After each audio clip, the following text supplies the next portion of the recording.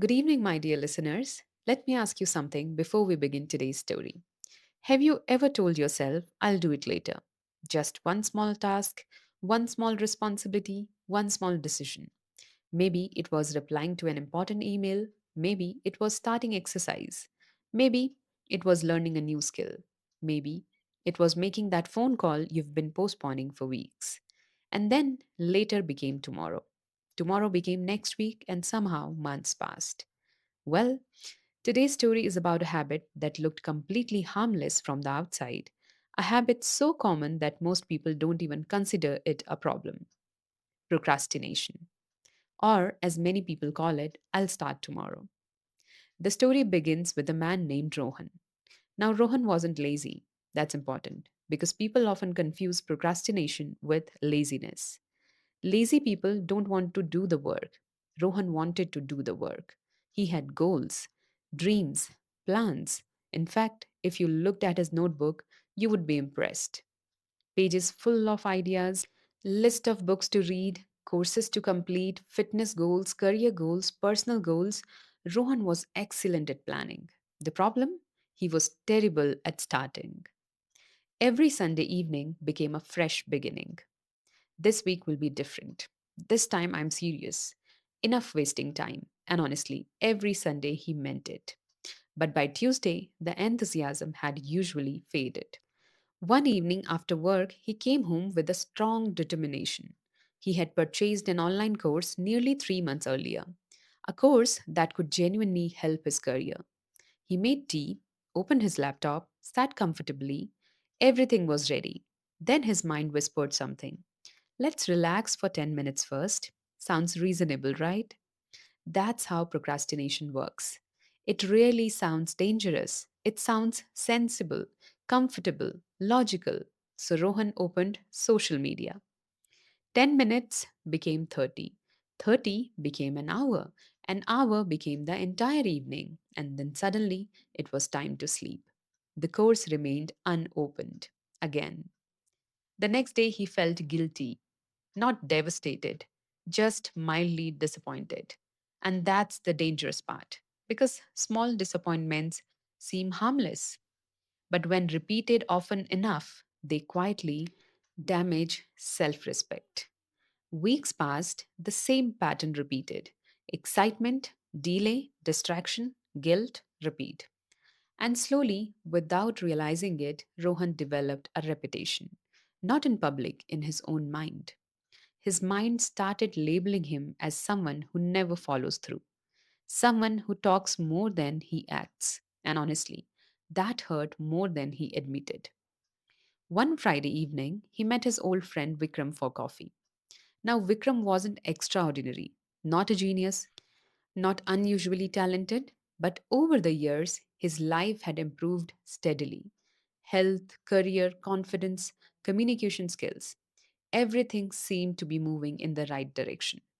At one point, Rohan finally asked, How do you stay so consistent? Vikram laughed. Consistent? You think I feel motivated every day? Rohan frowned. Well, don't you? Vikram shook his head. Not even close. Then he leaned forward and said something interesting. The biggest mistake people make is believing successful habits are built on motivation.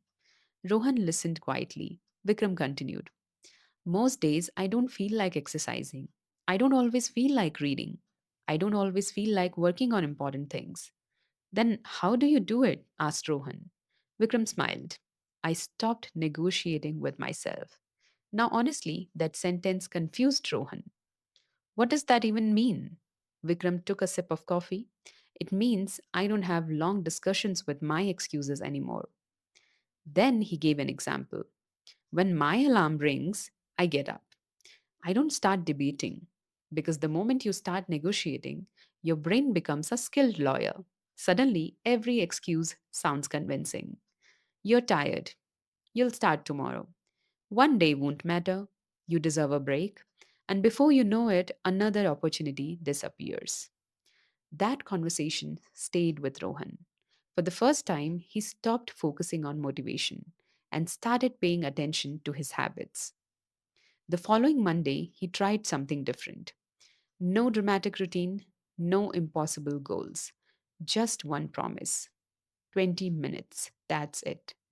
20 minutes every day dedicated to something important, no matter how he felt. Some days it was the course, some days reading, some days skill development. The rule was simple: show up, even if the effort wasn't perfect. The first week felt surprisingly difficult, not because the work was hard, because his old habits kept pulling him back. His phone looked interesting, the sofa looked comfortable, YouTube recommendations looked tempting, and honestly, many evenings became a battle between his future and his comfort.